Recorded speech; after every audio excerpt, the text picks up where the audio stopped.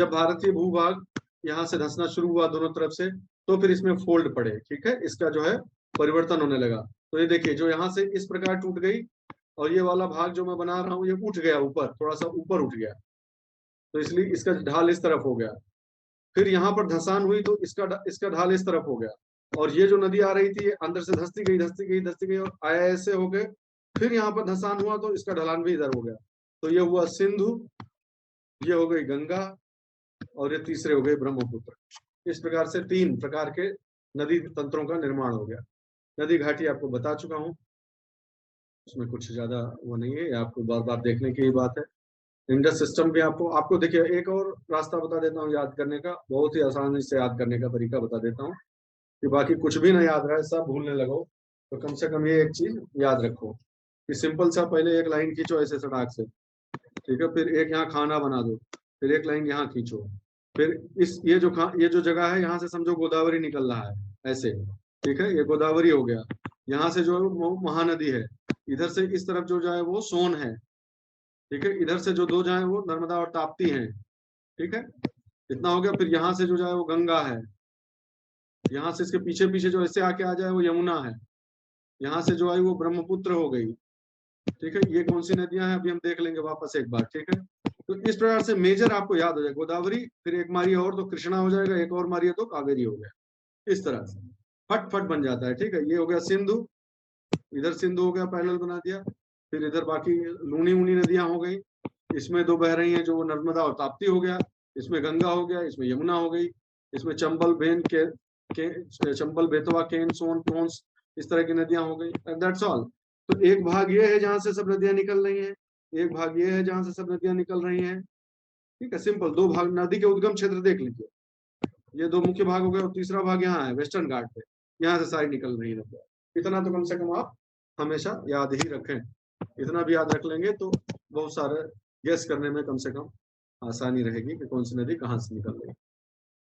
इसके बाद सीधे चले जाइए, नदी घाटी क्षेत्र आप देख लीजिएगा, ये सबने कल कर लिया था इंडस, इसको बार बार नहीं कराऊंगा, उतना समय नहीं है, आपको मालूम हो, बस इतना ध्यान रखिएगा कौन कहाँ से निकलता है, कहाँ तक जाता है, मुख्य नदी से कहाँ जाके मिलता है। सतलज यहाँ मिल रही है, फिर यहाँ मिल रही है, चेनाब यहाँ मिल रही है, झेलम और चेनाब यहाँ मिल रही हैं। ये बात आपको मालूम होना चाहिए, कौन किस पहाड़ी रेंज के बीच में से निकल रही है और किसका सोर्स कौन सा ग्लेशियर है, ये जरूर आपको ध्यान होना चाहिए। उसके बाद गैंजेटिक सिस्टम में ये आपको याद रहेगा, हमेशा ध्यान रखिएगा इसको।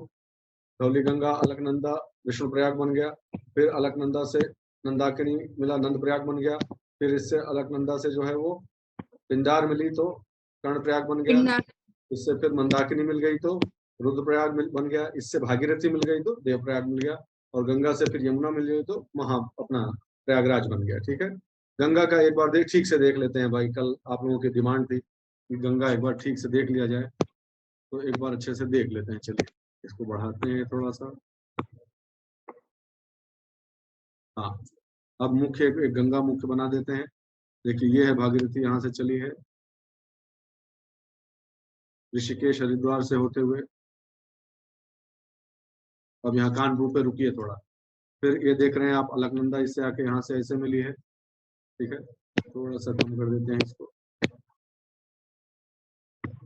ये फ्लो हमेशा ध्यान रखिएगा भाई, गड़बड़ाइएगा मत, ठीक है। फिर यमुना, उधर यमुनोत्री से आ रही है यमुना जी दिल्ली होते हुए, ठीक है। इस प्रकार यमुना में सबसे पहले कौन मिलता है, चलिए इधर से शुरुआत करते हैं। सबसे पहले कलर इसका थोड़ा दूसरा कर देते हैं, हाँ बोलते रहिए साथ साथ, कोई दिक्कत नहीं है, सब लोग बोलते रहिए। सबसे पहले आ रही है चंबल, चलिए चंबल आके मिल गए यहाँ पर, ठीक बात है। अब बताइए कि चंबल नदी की खुद की सहायक नदियां कौन कौन सी हैं, ये इतना हल्का सा याद कर लीजिए, बनास, काली सिंध, पार्वती, ठीक है, 3 ये ध्यान रखिएगा। आगे बढ़ जाइए, फिर चंबल थोड़ा आगे बढ़ी तो इसमें सिंध आके गिरी, सिंध, सिंध नहीं सिंध, सिर्फ दा है, दक्कन वाला दा। उससे फिर थोड़ा आगे बढ़ी तो बेतवा आके मिल गई, ठीक है। उससे आगे बढ़े तो केन आके मिल गई। आप थोड़ा देख लीजिएगा कि इनकी सहायक नदियां कौन कौन सी, मुख्य तो यही याद रखिएगा जो हम बात कर रहे हैं। यमुना यहाँ आके फिर गंगा जी से आके यहाँ मिल गई और बन गया संगम, इसमें यही हो ना तुम लोग, बहुत सारे लोग। जी सर। चलिए यहाँ से गंगा जी हो गई। अब गंगा जी आगे थोड़ा सा फिर ईस्ट की तरफ मुड़ी और वाराणसी, वाराणसी क्रॉस। उससे पहले हाँ, ये ध्यान रखने वाली बात है कि गंगा यमुना के संगम के बाद जो पहली नदी आके मिलती है वो कौन सी है? पहली बड़ी, हाँ पहली नदी आके मिलती है टोंस है वो। टोंस के बाद फिर वाराणसी पे आ गए। वाराणसी पे कौन आके मिलता है? गोमती। बिल्कुल सही बात, गोमती आके मिल रही है। देखिए ये है यस पूरा सर। गोमती का सफर। लखनऊ गोमती के ही किनारे है, जानते हो तुम लोग, ठीक है। अब इसको आगे बढ़ाइए, ठीक है। यहाँ से थोड़ा और आगे बढ़ाते हैं, गंगा जी और उनमें पानी मिलता जा रहा है। फिर सोन नदी, बहुत महत्वपूर्ण नदी है ये, बहुत बड़ी नदी भी है। सोन यहाँ से आके मिल गई। सोन के बाद फिर कौन मिला? सर दामोदर। ये देखिए, ये वाली नदी देखिए, ये इस तरफ देखिए तो घाघरा। घाघरा को ही शारदा भी कहते हैं इस टुकड़े में, ठीक है। ये शारदा भी कहलाती है, ठीक है। तो शारदा जो है आगे चल के घाघरा बन जाती है, हमारे घर के पास में ही है उधर ही। फिर उसमें आके गोरखपुर वाले पूरे पूरी बेसिन से जो है वो राप्ती नदी आके मिलती है, ठीक है। तो राप्ती और घाघरा में आके समा गई, घाघरा बन गई। घाघरा आके सब यहाँ छपरा है ना, छपरा, हाँ तो छपरा में मिल सर गई। फिर सोनपुर के पास मिलती है ना? क्या चीज? ये सोनपुर जोन में मिलती है ना गंगा से घाघरा नदी? हाँ, छपरा और सोनपुर का जो इलाका है वहीं पे आके ये गंगा में जो है मर्ज हो जाती है, ठीक है। फिर आता सोनपुर पटना से थोड़ा पास में। एक किसका माइक है भाई?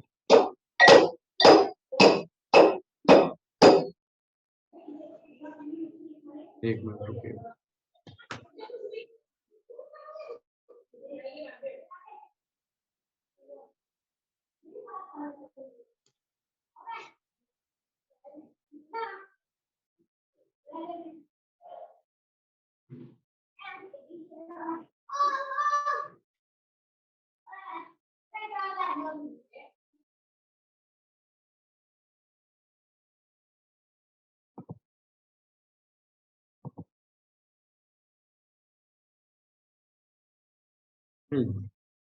आगे बढ़ते हैं।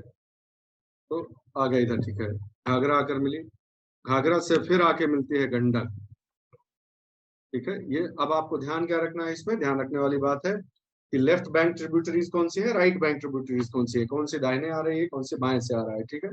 पटना, पटना के आगे फिर चलते चले जाइए तो कोई पूछे कि वो कौन सी जगह है जहां पर गंगा जी फिर से ईस्ट के बाद फिर से साउथ की तरफ मुड़ती हैं, तो भौगोलिक दृष्टि से पूछे अगर तो क्या बोलेंगे कि कौन सा इलाका होगा? राजमहल की पहाड़ियों के ठीक बाद जो गैप आता है, मालदा गैप, जो राजमहल और गारो के बीच का जो गैप है, समझिए। हाँ, तो राजमहल फिर जो एरिया है वो यही है।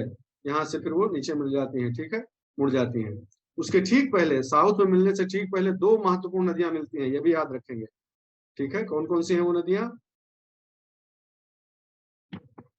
इसको कैसे भूल सकते हैं? कोसी और महानंदा। महानंदा। ये दो ध्यान रखिएगा, ठीक है। कोसी और महानंदा, ये नदियां ध्यान रखेंगे। आप फरक्का बैराज देख ही रहे हैं। जनरली गंगा जी का जो पानी वानी नापा जाता है यहाँ पर, कितना क्यूसेक जा रहा है, कितना, फरक्का से रीडिंग ली जाती है सारी, ठीक है। तो ये हो गया, ठीक है। फिर उनकी एक ट्रिब्यूटरी जो है, ये हुगली जो है ना, हुगली नदी, हुगली जो है डिस्ट्रीब्यूटरी है एक्चुअली, ट्रिब्यूटरी नहीं है, डिस्ट्रीब्यूटरी है, डिस्ट्रीब्यूट कर देती है उसके पानी को, ठीक है। ये आगे पद्मा बन के बंगाल में चली जाती, बांग्लादेश में चली जाती है, तो जानते ही यहाँ पर कि नहीं है। और एक भाग जो टूटता है, हाँ एक भाग जो टूटता है वो क्या है कि वो हुगली यहीं से हुगली बन के, हुगली नदी बन के इधर इस बे ऑफ बंगाल की तरफ चली आती है, ठीक है। और फिर देखिएगा कि आप कहाँ कहाँ जाके मिल रहा है, दामोदर और कसाई यहाँ जाके मिल रहे हैं। कोयल और रिहंद बांध सुना होगा आपने, रिहंद बांध। ये देखिए, ये रिहंद नदी है, ये कोयल नदी है। ये चीजें ध्यान रखिएगा, बस बहुत ज्यादा इसमें नहीं, मैं रटने को नहीं कह रहा हूँ, एक दिमाग में बस आपके बैठ जाए कि भाई ये इस तरफ से आके मिलती है। मुख्य 4-5 सिटीज हैं, उन 4-5 शहरों का नाम आपको मालूम हो जाए, and that's it, you are good to go, no problem. ये गंगा जी का जो है वो फाइनल कोर्स ये है।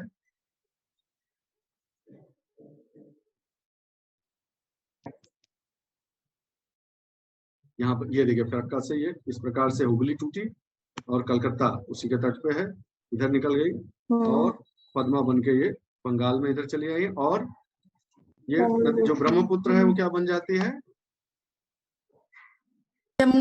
जमुना, जमुना बन के इधर मिल गई, जमुना। ऐसा कहते हैं। बहुत सारे चेंजेस इसमें आए हैं दोस्तों, ये आपको मालूम होना चाहिए था ना। बहुत सारा ये लैंडफॉर्म बहुत चेंज हुआ है। मैं एक रिसर्च आर्टिकल पढ़ रहा था तो उसमें लिखा हुआ था कि बहुत सारी इसके लिए थ्योरीज और बहुत सारे चेंजेस हुए हैं। ठीक है, नदियों ने अपना बहुत बदलाव किया है रास्ता का। पहले तीस्ता इसमें मिलती थी, अब तीस्ता इधर मिलती है। तो ऐसे कहे सतलुज, सतलुज पहले कहीं और जाती थी, अब कहीं और जा रही थी। तो इस प्रकार नदियों ने अपने रास्ते में बहुत परिवर्तन किया है। कोसी का आपको ध्यान ही है। कोसी तो खैर छोटे अंतराल के लिए परिवर्तन करती है, छोटे छोटे समय में। ये हजारों लाखों साल वाली बात मैं कर रहा हूँ, जो बाकी नदियों की बात कर रहा हूँ। कोसी का आपको बताया ही था कि अगर कोसी को ध्यान से देखिए तो बहुत कम जगह मिलती है कोसी को जो है अपने उसके लिए, और अवसाद और सब लेकर साथ में आती है जो वो। ये देखिए एकदम खड़ी ढलान है, देखिए ना, यहाँ से जगह ही नहीं है उसके पास मैदान में अच्छे से सेटल होने का। और सब ये सब उसी में जाके जुड़ रही है, खूब सारा अवसाद भी आ रहा है। तो इसलिए फिर वो इधर उधर अपना रास्ता हर साल 2 साल 4 साल पे अपना रास्ता बदल दिया करती है। ठीक है, यहाँ तक क्लियर है सबको? अच्छा जी, एक बार हल्के यस से सर। ब्रह्मपुत्र का भी देख लीजिए। ब्रह्मपुत्र जो है वो यहाँ से ऐसे बहती है, तो सबको मालूम ही है, एकदम पैरेलल जैसा। फिर इसमें से नामचा बरवा की जो पहाड़ी है वहां से अंदर घुसते घुसते, जब मुझे लगता है कि किसी का माइक कर दिया, एक मिनट रुकिएगा, अब डिस्टर्बेंस हो रहा है बार बार।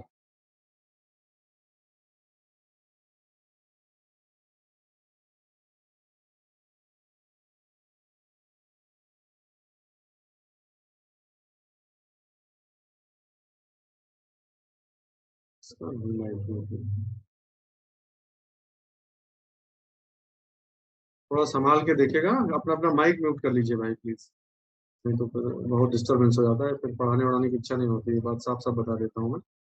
इस प्रकार का डिस्टरबेंस नहीं, आप सवाल पूछिए वो ठीक है, लेकिन इस प्रकार का चिरकुटा ही होगा तो फिर ये बंद हो जाएगा। ठीक है, चलिए इस चीज को देख लीजिए अच्छे से। सादिया, सादिया करके जगह है जो प्लेन में जब उतरती है, दिहांग, दिहांग के नाम से इधर से जो है आती है। मैं कैसे दिखाऊं, मैंने कुछ सर्च तो किया था, ये देखिए, अगर आप देखने पे आ जाएं तो ये देखिए दिहांग नदी है। ये जो है चलती चली आ रही ये दिबांग जो है, ये वाइल्ड लाइफ सेंचुरी हो गया। ठीक है, यही दिबांग बन के आ रही है। और सादिया वो जगह है, अगर आप देखना चाहें तो, जो कहा जाता है कि अब प्लेन में, मैदान में अब उतर जाएंगे। ठीक है, मैदान में इसका उतरना हो गया ब्रह्मपुत्र का। और इस प्रकार से फिर वो कौन कौन सी लोहित और सब सारी नदियां मिलती जाती हैं और धीरे धीरे आगे बढ़ती जाती है। बहुत सारी नदियां ऊपर से आती हैं, फिर से हिमालय से, यानी उसके राइट साइड से बहुत सारे। देखिए सारे टाइगर रिजर्व्स, बहुत इंपॉर्टेंट इंपॉर्टेंट टाइगर रिजर्व्स भी हैं। इस प्रकार से थोड़ा सा आप एक बार जरूर देख लीजिएगा। देखिए साक्टेन वाइल्ड लाइफ सेंचुरी है, मुख्य मुख्य जो है वो जरूर। आप रॉयल मानस पार्क है, ये देखिए मानस नदी यहाँ से आके ऐसे मिल जाएगी। ठीक है, संकोश नदी जो है वो उधर से आके मिल जाती है, आपको मालूम ही है, कल हमने बात की थी। भूटान से चल के जो है संकोश नदी आ जाती है, वो आके मिल जाती है। इस प्रकार से एक क्रम ये हल्का सा देख लीजिए और हल्का सा दिमाग में याद रखिए। भाई यहाँ से चले, ठीक है, ध्यान बन के आए, दिबांग मिला, लोहित मिला, बूढ़ी दिहिंग मिली, आगे बढ़े और भी बहुत सारी छोटी छोटी नदियां मिली। धनश्री एक इंपॉर्टेंट रिवर है, वो मिली, ये बहुत इंपॉर्टेंट रिवर है ये। सुबनसिरी जो है वो मिली। फिर ये देख लीजिए यहाँ पर इसको भराली, भरैल जो है, और छोटी छोटी बहुत सारी नदियां। मुख्य नदी मानस याद रखिए, और संकोश याद रखिए, और तीस्ता याद रखिए। ये 3 चीज जरूर याद रखिए, 3 नदियां याद रख लीजिए आप यहाँ पे, तो बाकी चलेगा। बाकी में कोई बहुत ज्यादा दिमाग लगाने की जरूरत नहीं, जो मुख्य नदियां हैं वो यही है। ध्यान क्या रखना है, माजुली आइलैंड कहाँ पर है, इसकी क्या खास बात है, इसमें इसका इकोसिस्टम क्यों यूनिक है, और ये जो है विश्व में क्यों गिना जाता है कि one of the biggest largest जो है रिवर आइलैंड्स है। इस ऐसा कोई रिवर आइलैंड कहीं और भी पाया जाता है क्या? साउथ में पाया जाता है, तो इससे मिलता जुलता कौन सा स्ट्रक्चर पाया जाता है भाई, कौन सी नदी में पाया जाता है, उस पर टीपू सुल्तान का पैलेस बना हुआ है कि नहीं बना हुआ है, ये सब सारी चीजें आपको देख लेनी है। थोड़ा हल्का सा कंपेरेटिव स्टडी कर लीजिएगा। नर्मदा जी को देख लीजिए फिर। नर्मदा जी का तो बहुत ही, आप जानते हैं कि अमरकंटक की पहाड़ियों से निकलती हैं वो, और जो है फिर वो जबलपुर के पास आते आते यहाँ पर जो है बहुत बड़ा डैम बनता है, बरगी डैम है, वो हो गया। और हाँ वेस्ट फ्लैंक, जो वेस्टर्न फ्लैंक है अमरकंटक का, वहां से निकलती है नदी और रिफ्ट वैली में बहते बहते, विंध्य और सतपुड़ा के बीच के ये रिफ्ट वैली में बहते बहते ये नदी अपना पूरा रास्ता तय करती है। ठीक है, इस प्रकार से बहुत महत्वपूर्ण जो शहर है वो देख लीजिएगा। एक है इंदिरा सागर, बरगी डैम, बरगी डैम महत्वपूर्ण हो गया। तवा डैम, तवा जो नदी है इससे आगे मिलती है वो हो गई, और इंदिरा सागर हो गया। और आगे आप जानते हैं गुजरात में आते हैं सरदार सरोवर। ठीक है, इन इस चीजों को थोड़ा सा आप देख लीजिएगा, इन परियोजनाओं से संबंधित महत्वपूर्ण चीजें जान लीजिएगा थोड़ा सा, तो अच्छा रहेगा, बहुत जरूरी है। ठीक है, आपको मेमोरी में बैठ जाए मैं चाहता हूँ बस, और थोड़ी बहुत इंफॉर्मेशन आ जाए, मेरा प्रयास बस इतना सा है। ठीक है, इंदिरा सागर डैम ये देख लीजिए, आप अगर देख पा रहे हैं तो सीधे डैम ही दिख रहा है आपको, देख रहे हो तो बताइएगा। दिख रहा है सर। है ना, तो यस ये सर, दिख रहा है। डैम हो गया, दिखाई दे नर्मदा जी पे एक डैम ये हो गया। फिर आगे जाएंगे इस तरफ, जब गुजरात की तरफ चले जाएंगे तो आपको फिर दूसरा आगे डैम मिलेगा, सरदार सरोवर, ओंकारेश्वर वगैरह देख ही रहे हैं, सारी जगह हो गई। और फिर जल्दी से चले जाइए गुजरात की तरफ, ये शूल कॉलेश्वर सेंचुरी हो गई, और ये देखिए गल्फ ऑफ खंबात हो गया, खंबात का एक खाड़ी हो गई है अपना। ठीक है, और इसी में केवड़िया, ये देख ही रहे हैं केवड़िया इलाका ये है। स्टैच्यू ऑफ यूनिटी यहाँ बना है क्या? Yes sir. Yes sir. तो ये एक ये चीज याद रख लीजिएगा, बहुत जरूरी है।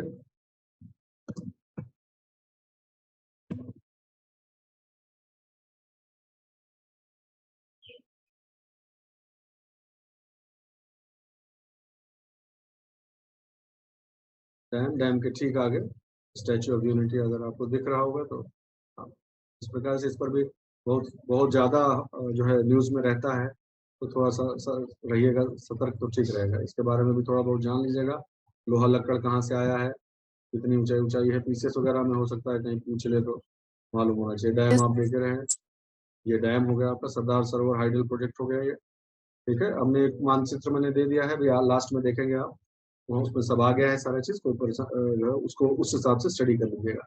नर्मदा जी से संबंधित मुख्य जो चीज है यही बता देता हूँ, कल आधे में छूट गया था। जो नर्मदा और तापी जी जो दोनों चीजें हैं, जो दोनों नदियां हैं वो वेस्ट फ्लोइंग रिवर्स है। ठीक है, आखिर ऐसा क्या कारण है कि ये जो है वो डेल्टा नहीं निर्माण करती, डेल्टा का निर्माण नहीं करती? तो इनका मुख्य जो कारण है डेल्टा निर्माण न करना, वो 5 कारणों पर आधारित है। 5 मुख्य कारण है उसके होते हैं। ठीक है, एक तो ये होता है कि ये रिफ्ट वैली में बहती है, ये रिफ्ट वैली में बहने के कारण जो पहले से ही धंसान है, ये धंसान में बह रही है, तो जो अवसाद वगैरह वो लेके थोड़ा बहुत आती भी है।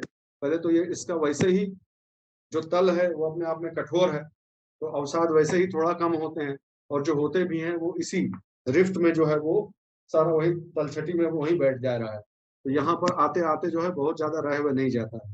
फिर स्पीड का जो है, स्पीड का फर्क पड़ता है कि एकदम से सरसरा के अगर घुस जाएगा तो डेल्टा नहीं बन पाएगा, डिपॉजिट नहीं होगा फिर अच्छे से। तो ये खड़ा ढाल भी है। फिर ठीक है, यहाँ पर जो रॉक्स वगैरह हैं वो भी इतना वाइड मुहाना नहीं बनाने देती हैं, बहुत टफ है।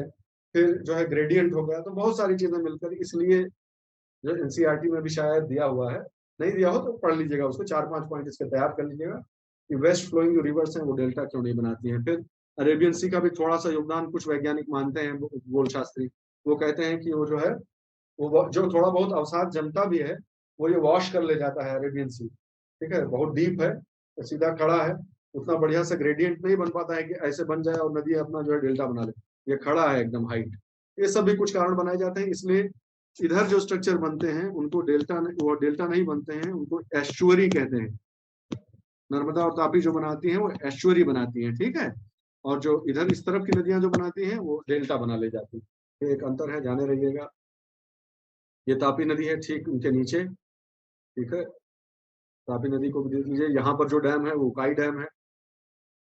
ठीक है, एक महत्वपूर्ण जो डैम यहाँ का है वो उकाई डैम है, बुरहानपुर से लेके इधर से आती है। ये बेतुल, जो बेतुल इलाका है मध्य प्रदेश का, बेतुल जो है ना, मुल्ताई और बेतुल, वहां से निकलती है और पूरा जो है रास्ता तय करते हुए इस प्रकार से आती है। इसका कितना परसेंटेज है ये भी आपको जानना चाहिए, आई थिंक एनसीईआरटी में ही दिया हुआ है, साफ साफ एकदम दिया हुआ है कि तापी का कितना भाई 80% के करीब जो है महाराष्ट्र में है, 15% एमपी में है, 6% गुजरात में। थोड़ा सा आइडिया होना चाहिए, पता चला इसी में फंसा दिया। कम से कम इतना तो जानिए, परसेंटेज नहीं तो कम से कम इतना जानिए कि सबसे ज्यादा कहाँ है, बस इतना जान लीजिए कम से कम, और सबसे कम किसमें है ये चीज। ये दो चीज तो आपको मालूम होनी ही चाहिए। महानदी देख ही रहे हैं, महानदी में सबसे महत्वपूर्ण, जब महानदी का नाम जैसे ही आवे, वैसे पहला नाम जो आपके दिमाग में आना चाहिए वो क्या होना चाहिए, ये देख ही रहे हैं आप, है ना। सबसे पहले नाम जो है महानदी का नाम आते ही आम आदमी के, हमारे आपके दिमाग में जो सबसे पहला नाम आता है वो है हीराकुंड का।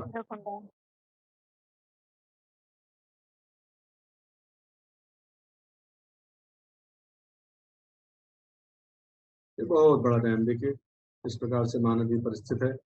महानदी से संबंधित कुछ अभी एक और चीज देखेंगे हम लोग कि नदी संबंधी कुछ विवाद है, उनके लिए मैंने आपके लिए रख दिया है। आपको मुख्य रूप से मैं बता दूं, ये जो है क्लरिकल एक्सरसाइज करने का कोई फायदा नहीं है एक एक नदी दिखाने का। आप मुख्य रूप से आपके लिए इस पीडीएफ में ही मैंने सब ला के रख दिया है ताकि आपको नोट्स बनाते समय आसानी हो। इसी को आप उठाइए और बार बार देखते रहिए, ठीक है। कि बस आप प्रादेशिक विभाजन जान लीजिए नदियों का, कि प्रादेशिक विभाजन क्या है, किस प्रदेश में कितना परसेंट पड़ती है, कहाँ से उद्गम है, कहाँ गिरती है, और जो है इनका, इन पर बने हुए जो प्रोजेक्ट्स हैं उनका मुख्य उपयोग क्या है, बहुउद्देशीय परियोजनाएं हैं या सिर्फ जल विद्युत परियोजना है, थोड़ा सा आइडिया कर लीजिए। और उनके डेल्टा का एक बार स्वरूप देख लीजिएगा कि उनका डेल्टा किस प्रकार का है।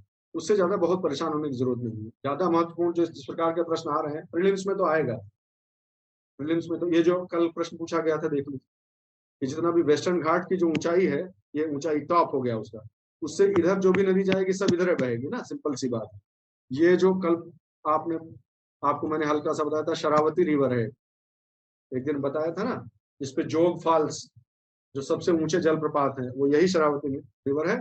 और इस पर लिंगन मक्खी करके एक प्रोजेक्ट भी है, हाइडल प्रोजेक्ट भी है, और 1000, हाँ 1000 मेगावाट से ऊपर की कैपेसिटी का, 1000 मेगावाट से ऊपर वाले 10 हैं शायद, तो वो मुख्य वाले याद कर लीजिएगा।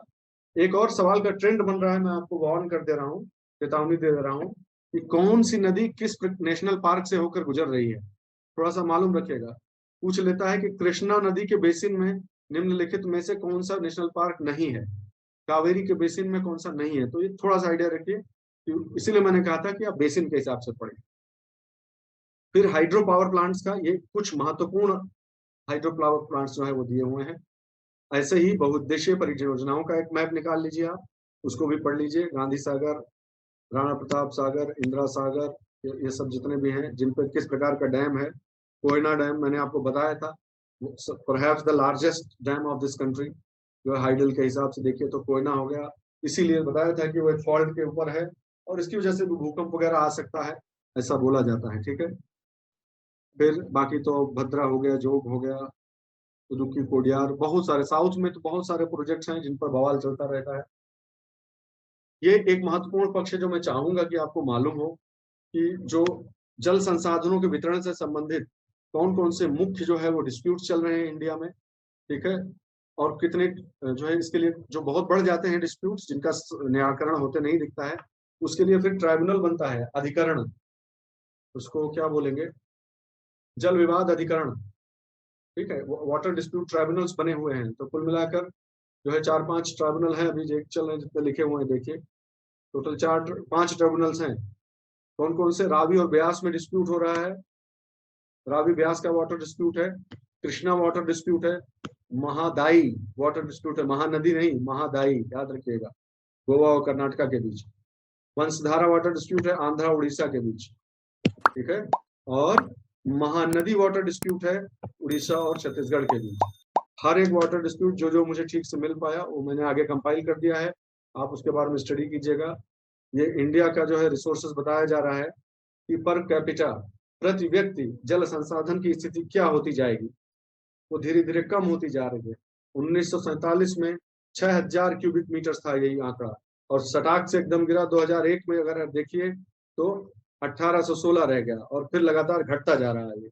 अब ये रेड लाइन यहाँ पे आ गई, अब हम लोग क्रिटिकल एरिया में आ गए, कम होता जा रहा है, कम होता जा रहा है। 2051 तक 1200 ही, ऐसा प्रोजेक्शन है, अनुमान है कि 1200 क्यूबिक मीटर्स पर रह जाएगा, ठीक है।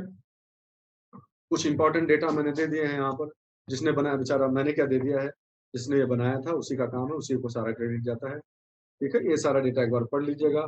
63% of annual ground water recharge is consumed in India, ठीक है। ये सब डेटा अब आ रहे हैं, बहुत महत्वपूर्ण बन जाते हैं, प्रीलिम्स में दे देता है ऐसे दिखा दिखा के, ठीक है कि 1 2 3 4 इनमें से कौन सही कौन सा नहीं। फिर नया नियम आया है, नया कानून बनाया गया है जो है इंटर वाटर डिस्प्यूट्स के लिए, एक एक्ट बनाया गया है, उसके बारे में थोड़ी सी जानकारी दी गई है। क्योंकि इस प्रकार के देखिए ना, 33 साल हुआ जा रहा है, 15 साल, 9 साल, 8 साल, 1 साल, इतने समय से विवाद चलता चला आ रहा है और उसका कोई सोल्यूशन ही नहीं निकल रहा है। तो इसलिए सेंटर ने, ये सब मैं क्यों बोल रहा हूँ भाई, क्योंकि नदियां जो है, रिवर्स और ये जल प्रकरण है, ये किस सूची में है? केंद्र सूची में है कि राज्य सूची में?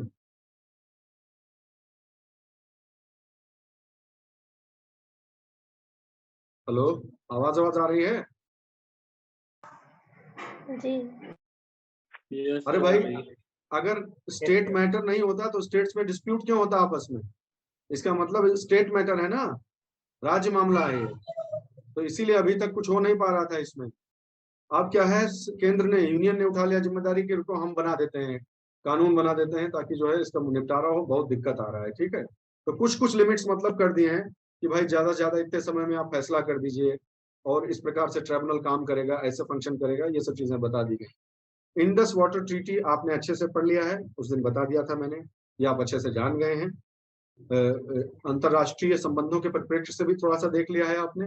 और सबसे महत्वपूर्ण जो है वो ये वाला हिस्सा है, कौन कौन से डैम है जो सबसे ज्यादा, जिन पर हाइड्रो इलेक्ट्रिसिटी प्रोजेक्ट है, जिन पर बवाल होता रहता है, ठीक है, ये आप जानते रहिएगा। सलाल वगैरह जो है, बगलिहार, दुल्हस्ती, ठीक है, इनको आपको एक बार पढ़ लेना है। यूरी, ये उरी है, उरी तो आप जानते ही हैं सारा, ठीक है। इसमें जो है कितने प्रोजेक्ट्स हैं, कितने प्रपोज हैं, उतना रटने की जरूरत नहीं, लेकिन जिन पर सबसे ज्यादा बवाल इंडिया और पाकिस्तान के बीच हुआ है वो आपको जानना चाहिए। 60 साल पूरा हुआ है पिछले साल सितंबर में, और ये अब आपके सामने जो है प्रीलिम्स आ रहा है, तो हो सकता है कहीं से घूम घुमा के पूछ ले। रावी ब्यास रिवर डिस्प्यूट जो है वो ये है, ठीक है, ये चल रहा है।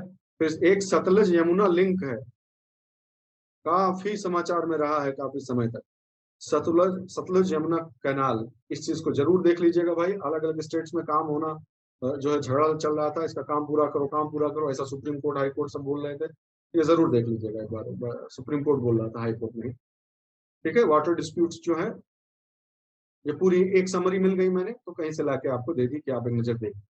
इसी प्रकार कृष्णा नदी जो है, उसका उसके वाटर का भी डिस्प्यूट बहुत अच्छे से दिया हुआ है इसमें, कि झगड़े की जड़ क्या है, किसके किसके बीच लड़ाई हो रही है, कितना परसेंट कहाँ पे जो है वो जाने की बात हो रही है, सब कुछ इसमें दिया हुआ है। आप जरा सा देखेंगे तो आपको पूरा आ जाएगा। ये सब न्यूज आर्टिकल से कंपाइल किया गया है, तो आम आदमी समझ सके ऐसी भाषा में ये दिया हुआ है, ठीक है। फिर ये महादाई प्रोजेक्ट जो मैं आपको बता रहा था, गोवा और कर्नाटका के बीच जो दिक्कत हो रही है, वो इस प्रकार से दी गई है। फिर महानदी वाटर डिस्प्यूट भी बहुत इंपॉर्टेंट है, उसको भी अच्छे से दिया गया। छत्तीसगढ़ से जो बवाल चल रहा है, दिसंबर 2016 में सुप्रीम कोर्ट में गया था उड़ीसा, ठीक है, उसका क्या डिस्प्यूट है, कितने किलोमीटर का मैटर इन्वॉल्व है, ये सब हल्का सा देख लीजिएगा।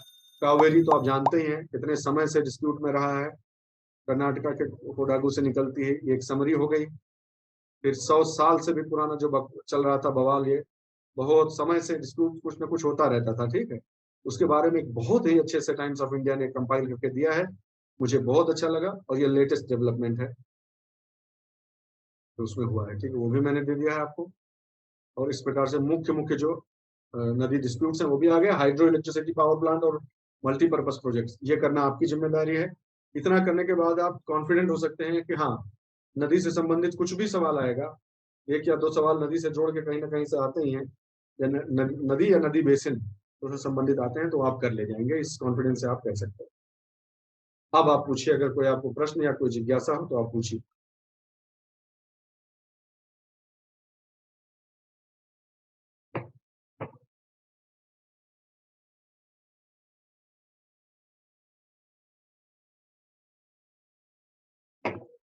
या फिर किसी को याद है तो कि किस प्रकार के जो है वो प्रश्न आते रहे हैं प्रीलिम्स वगैरह में, तो बताइए। नदी से जुड़ा हुआ कोई सवाल आपको याद आता हो तो बताइए।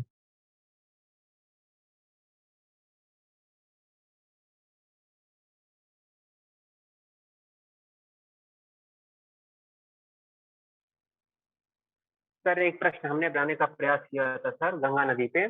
हाँ हाँ प्रमुख शहरों को सर उत्तर से दक्षिण के क्रम में व्यवस्थित करें, जैसे कि सर कानपुर, पटना, वाराणसी और इलाहाबाद।